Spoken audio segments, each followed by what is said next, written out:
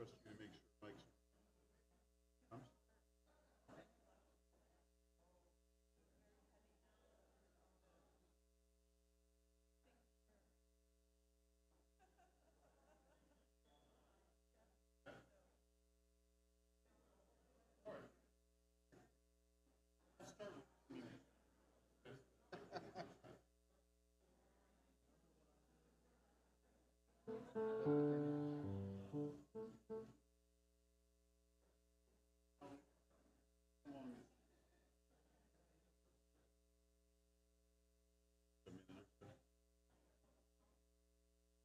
So maybe we started like a minute ahead. That's, the goal is always to finish the Prelude.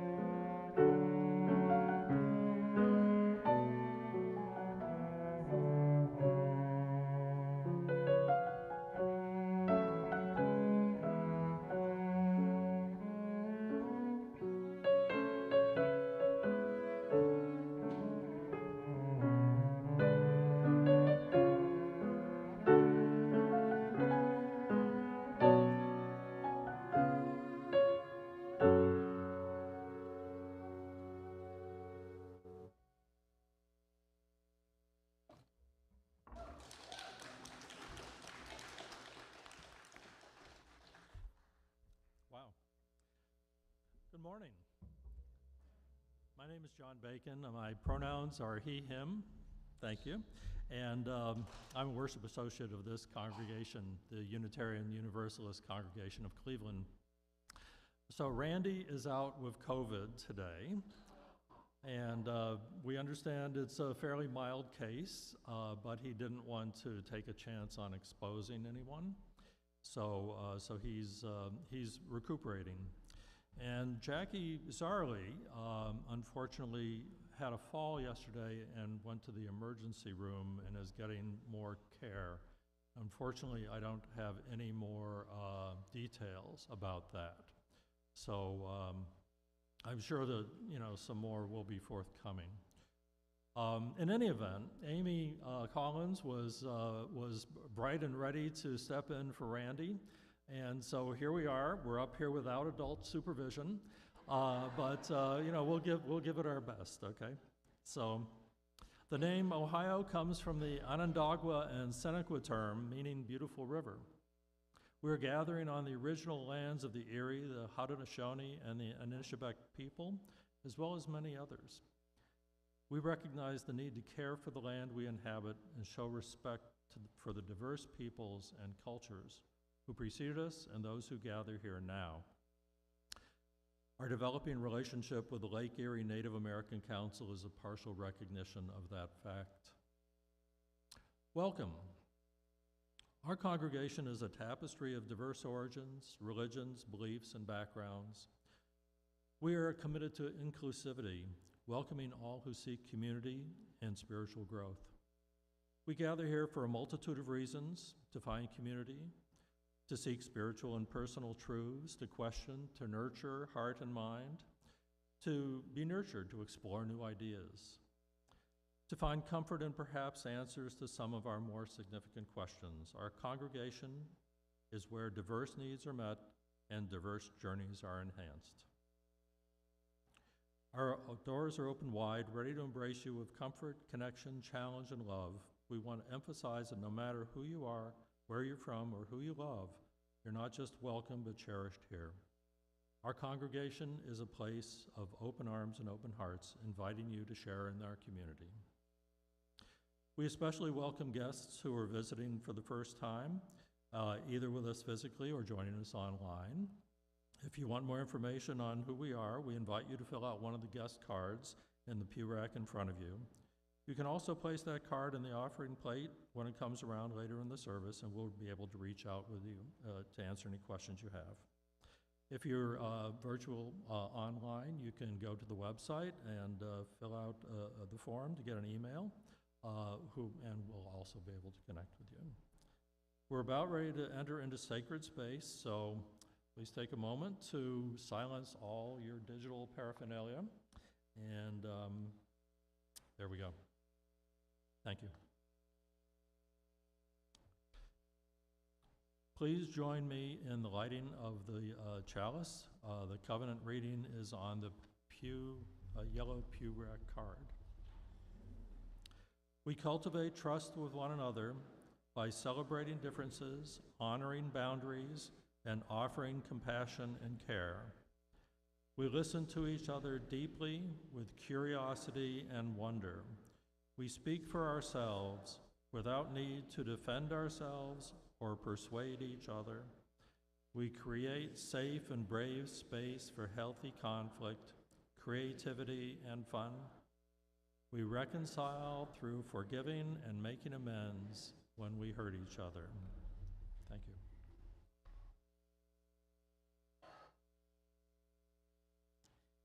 Well, fortunately for you and for me, Randy was kind enough to be with us in spirit, sending all of the remarks that they prepared for this morning. So I will be channeling Randy, my best.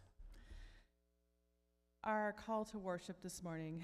Ellen Grace O'Brien observed that in times of trouble, some people might call out, "God, where are you?"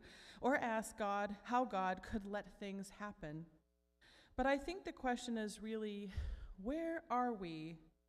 Where am I? Am I here present with this breath, this existence, this moment? Or am I caught up in worries, concerns, plans, desires, or memories? Given the tendency for our attention to wander, how do we arrive? There's an Ojibwe saying, "Sometimes I go about pitying myself, while all the while I'm being carried across the sky by a great wind." May we arrive in this place together, grateful for the great wind that carries us, and for one another as we gather for worship. Before we sing our opening hymn, 1009 in the Teal Hymnal, Meditation on Breathing, I invite you to rise or move around, turn around, and greet one another this morning.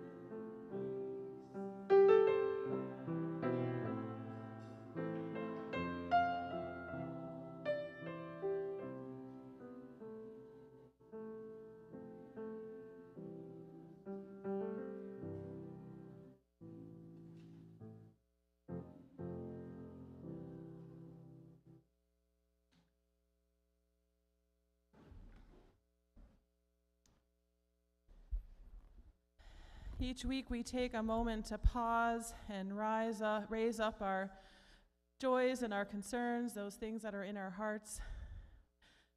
We have a book up front that we record some of those in, those who like to do that. And we also invite you, if you're online this morning, do share in the comments what's going on with you so that we can know about that as well. This morning, Dietz Zeichman lets us know that he sent a draft manuscript off with a family history and biography to William Morris endeavor. So we wish good things on that attempt to promote global society harmony. And he's also facing a lot of domestic challenges this month. So we hope for perseverance for Dietz. And as we have music provided this morning, please feel free to come forward and place stones in our water, our Joys and Concerns water. And afterwards, we hope that during our visiting time, you'll share with somebody what's in your heart, as well as we can share that in community together.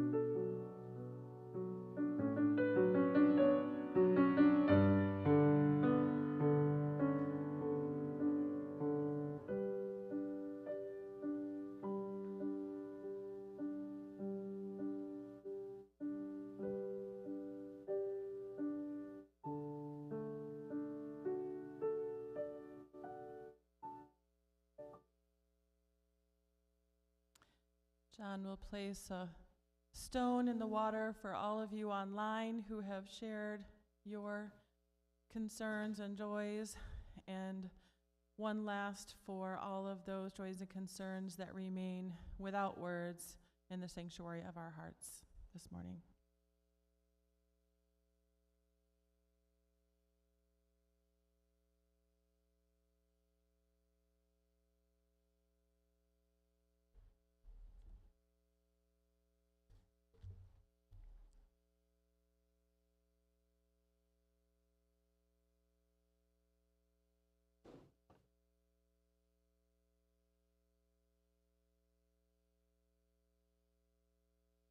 So speaking of channeling, I'm going to be channeling Alan Georgia up here.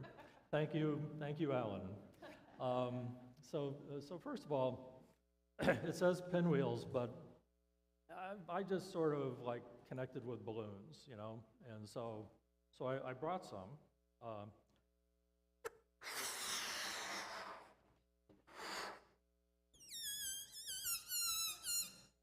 You remember that, right, as a kid?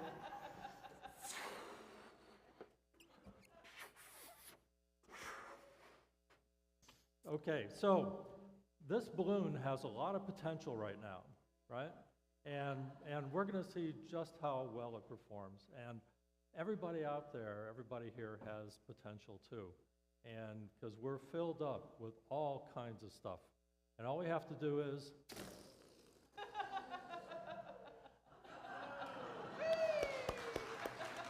let's hear it for the balloon. Okay.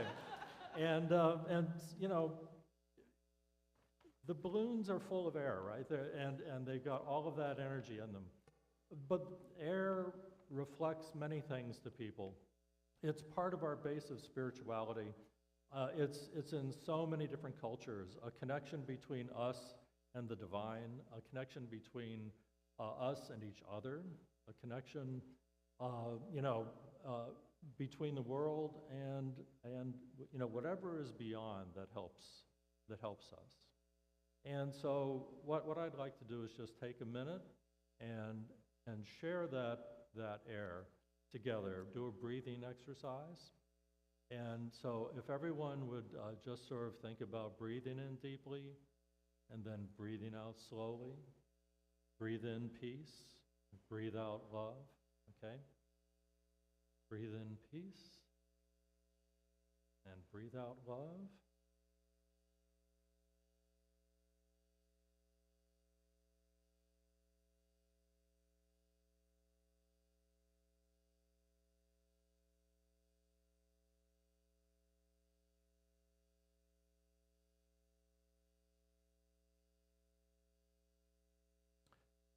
By doing this, maybe we recall that we are all part of the interconnected web of life, interconnected with each other and interconnected with the rest of the world. And we all share this air, and without it, there is no life. Without it, there is no existence, and it's all something that binds us together. So, as I said, the balloons really talk to me, you know, and so I have here some really interesting balloons, and the thing is, I can't keep them down, you know, no matter how I try. You know, if you go up there, you're going to run into all sorts of really murderous winds that have been let in from other countries, and if you go too close to the sun, you're going to explode. And yet they're not listening to me. Okay, they're not understanding that if they rise up, that could be an issue. Anyway, what I'd like you to do is to find one of these balloons that sort of captures your feeling, whether you like the color or its shape or something, and put your thoughts and hopes and aspirations into that. And we're going to see whether this tricky little thing actually works. And as they rise, imagine that your hopes and aspirations are rising too.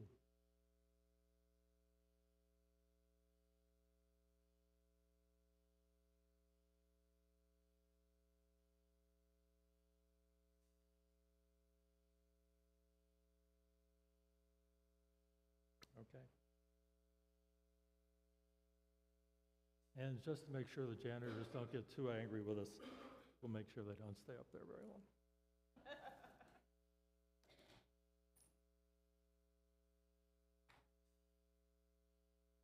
Today's offering goes to First Choice Ohio, which is a partner of UUCC. Faith Choice Ohio delivers a faith-based liberal counseling and education alternative on abortion and LGBTQ matters.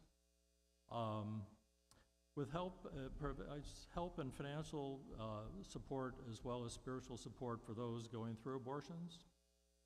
Women telling about their complete lack of readiness to raise a child at the time when they became pregnant, perhaps the abusive relationships when they were in, and how the abortion decision was right to them, is something that's common after working with these folks. You know, the stories of the support that they received during the decision process gave them the strength to become the women that they did become, perhaps 5, 10, or many years later.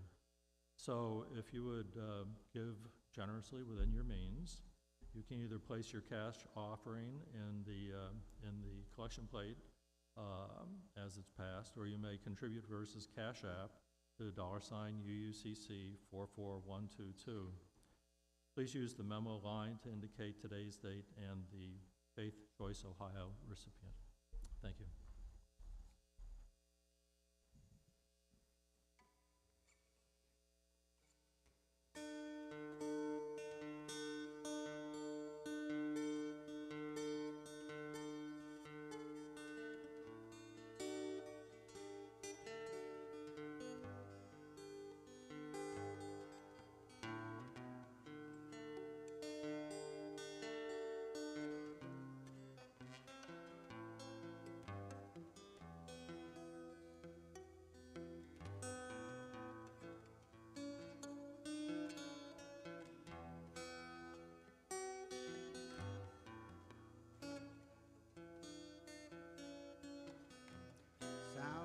From a far-off nation, messages from outer space, just an open invitation drawn into the vacuum.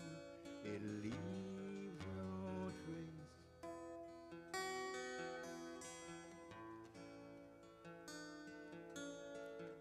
To see you when stars obscure the room, still not feel my place or sense the degree of your depth.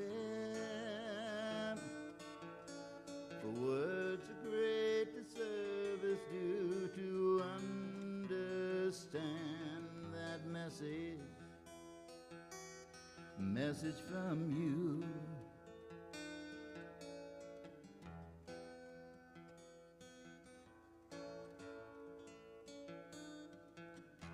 Knowing that we share the same air molecules, make bonds and such, and split off leaving no disclaimer how close we all can be and never touch.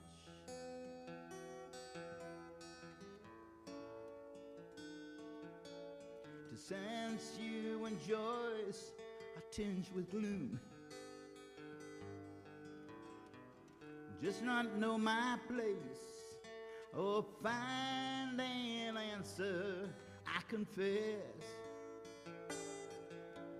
For words are great disservice due to understand that message from you.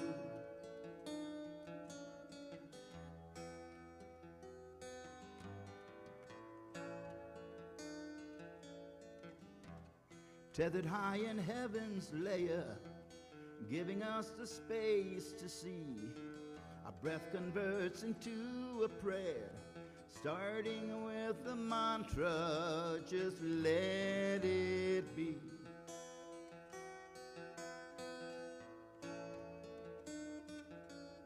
To hold you much closer than a breath, still not see your face, or count the ways that we are blessed. For words a great disservice do to understand that message from you. That message from you.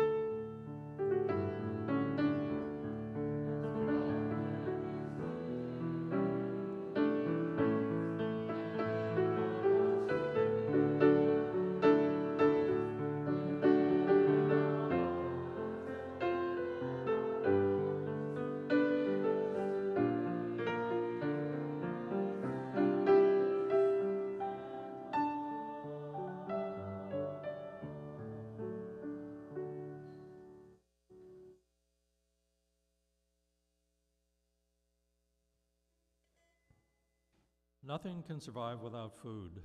Everything we consume acts to either heal us or poison us. We tend to think of nourishment as only what we take in through our mouths, but what we consume with our eyes, our ears, our noses, our tongues, and our bodies is also food. The conversations going on around us and those we participate in are also food. We are consuming, and are we consuming and creating the kind of food that is healthy for us and helps us grow? When we say something that nourishes us and uplifts the people around us, we are feeding love and compassion. When we speak and act in a way that causes tension and anger, we are nourishing violence and suffering. We often ingest toxic communication from those around us and from what we watch and read.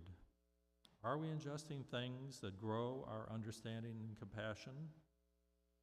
If so, that's good food.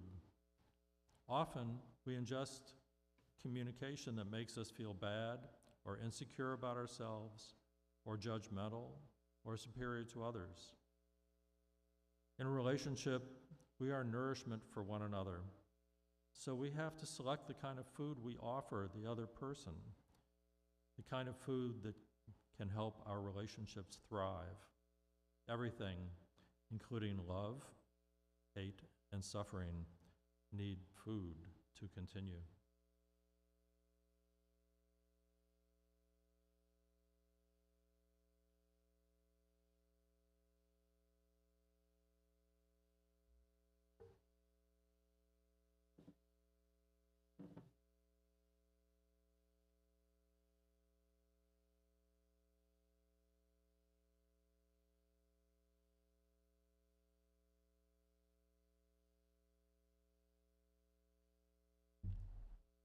Now, we all know if Reverend Randy were here, they would have a little scrap of paper and be walking up and down the aisles. Fortunately for me, it took a little time to write down more explicitly their thoughts so that I could relay them to you. At the beginning of the summer, we acknowledged that we are not one thing. As individuals and as communities, we're made up of many different aspects that all work together, or don't, but could work together. We consider the parts of us that are fire and spirit, the parts that ground us in trust, like the elements of earth. We sang last week about being light. This morning, we consider the parts of us that are air. What does air represent? Lots of things might come to mind: inspiration, intellect, maybe freedom and flexibility, breath, voice, communication. What do we do with those parts of us? Maybe we give life and momentum to the fiery parts of us, or we ground with earthy parts of us through breath, like in our opening song today. Just like the other elements, air can be destructive too. Destructive winds last week left a lot of people without power. Some people here were without power for quite a while.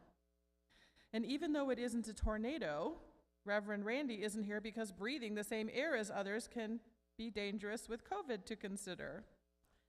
But even that reminds us of our connection and our relational nature. If we want to use the parts of us that are air in a way that nurtures wholeness, maybe we could just focus on communicating mindfully. What does that mean? Well, to draw on our Unitarian Universalist values, communicate to acknowledge the inherent worthiness of other people. Maybe we start from there. Think about how you've used your voice to communicate in the past week. Was it always mindful? Was it always with the intent of acknowledging the inherent worthiness of another person? It wasn't for me. Reverend Randy wrote that. I had a perfect week. Thich Nhat Hanh says it slightly differently, but in his book, The Art of Communication, he basically suggests that the primary reason to communicate is to reduce the suffering of another person. That's at least in the same ballpark as acknowledging someone's inherent worthiness, to strive to reduce another person's suffering. Here's how Thich Nhat Hanh suggests we communicate mindfully.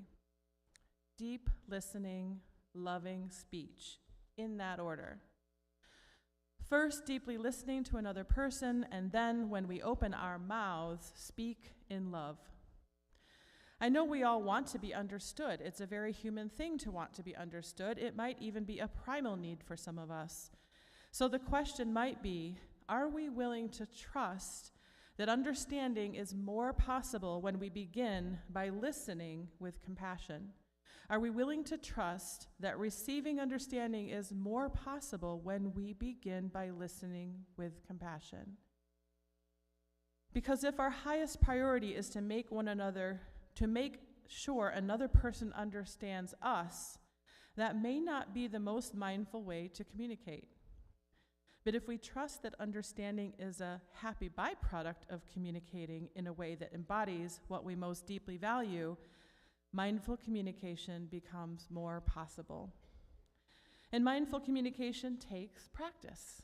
Deep listening and loving speech take practice. Other people say all kinds of things, wrong things sometimes, bitter-sounding things, accusations, blaming. It's easy to just react in the least mindful way. And yet none of that needs to determine how we listen. We can listen compassionately. How we listen is our choice. And I might suggest it's the choice prompted by our congregational covenant and our values. It's a spiritual skill. It takes practice, and it is a practice. But also, mindful communication doesn't give other people power over us.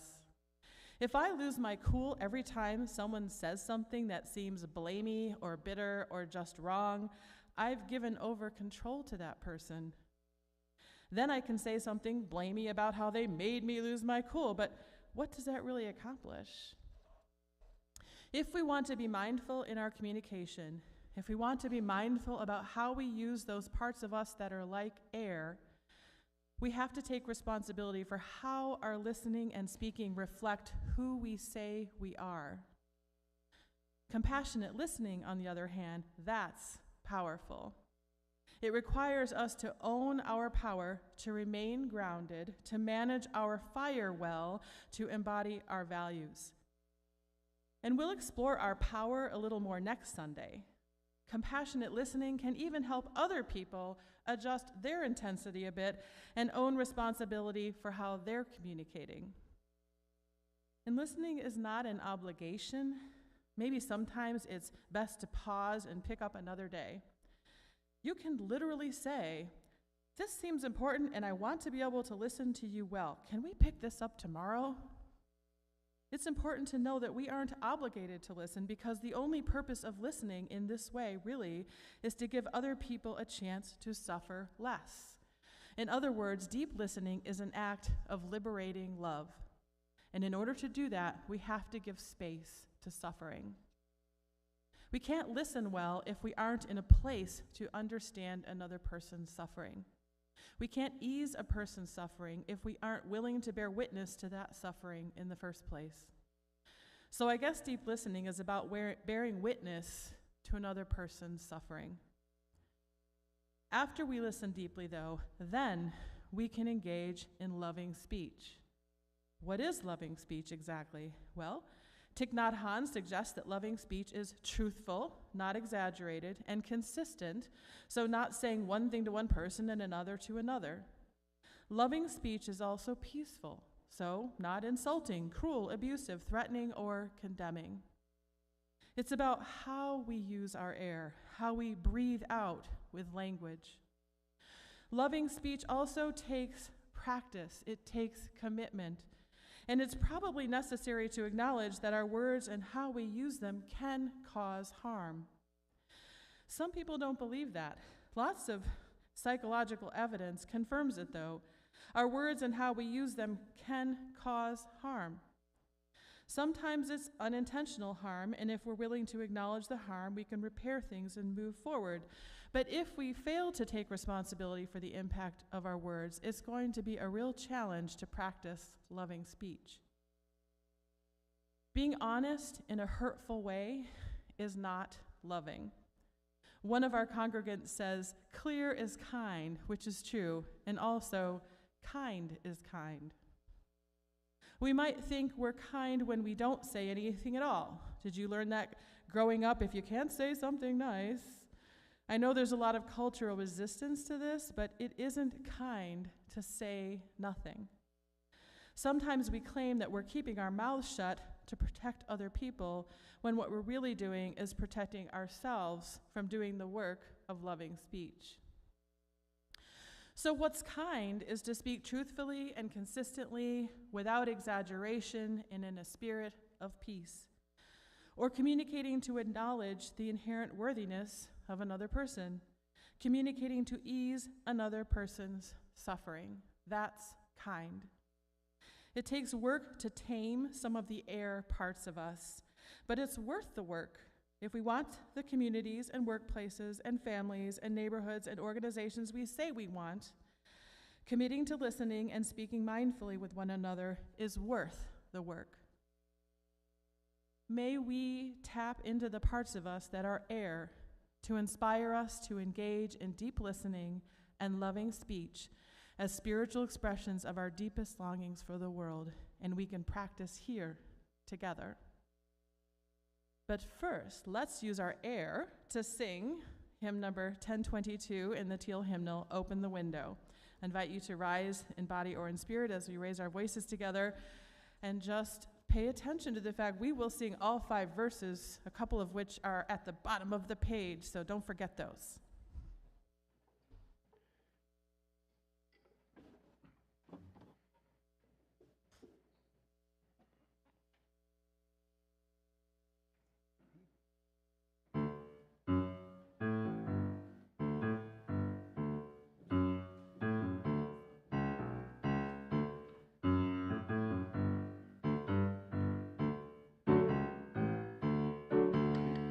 Open the window, children.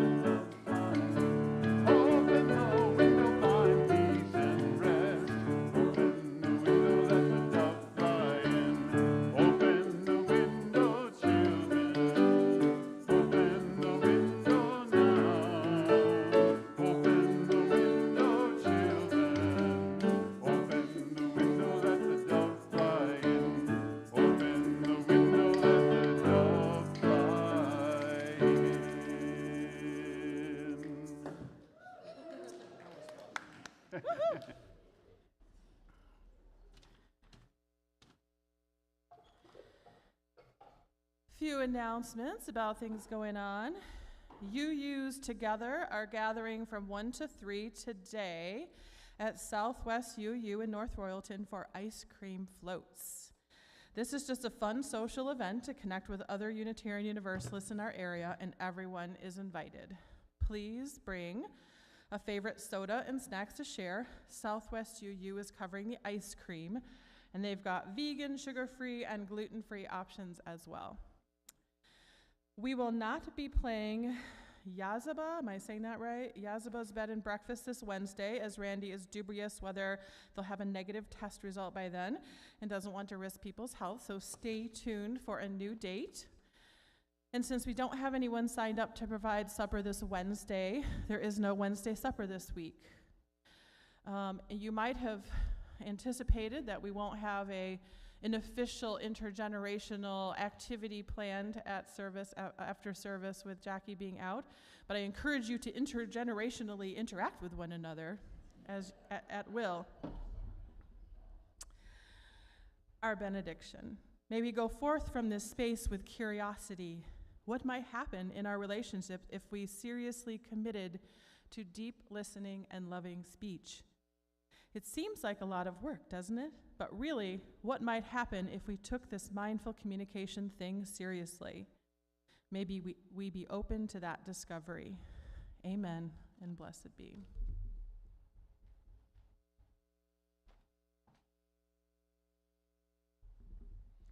And now join with me in the words to extinguishing the chalice. We extinguish this flame, but not the light of truth, the warmth of community, or the fire of commitment. These we carry in our hearts until we are together again.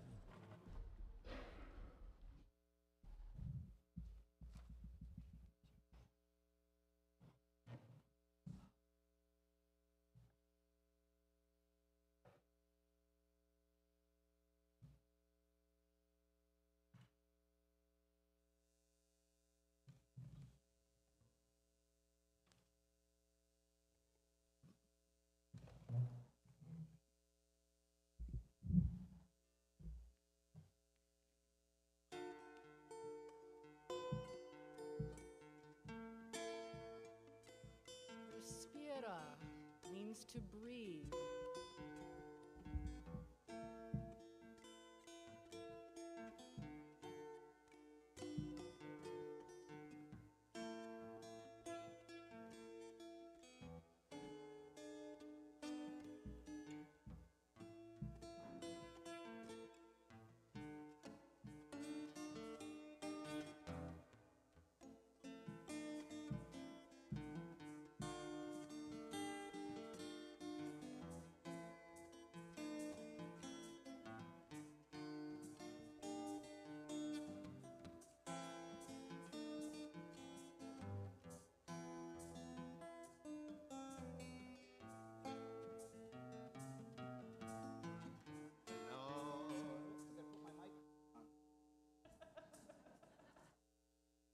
Busy breathing.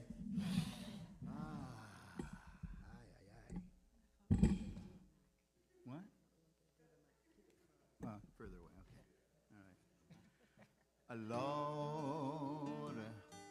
Alors je respire, même si la tête ne peut plus y croire. Alors je respire, même si le cœur ne quiert exploser mon cœur. Alors je respire, même si ce monde no entiende nada. Alors je respire, même si le ciel todavía no aclara. Respira y deje que el viento te ensueñe qu'il faut encore y croire.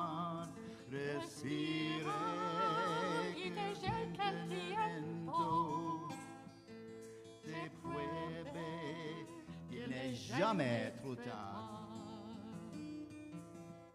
Cada armonía que el viento me trae me pone de nuevo a cantar. Nunca olvide que todas mis fiestas se duelen cuando no confiar. Si vida respire, si vida respire, la peña, penita, peña, ahora tú respiras.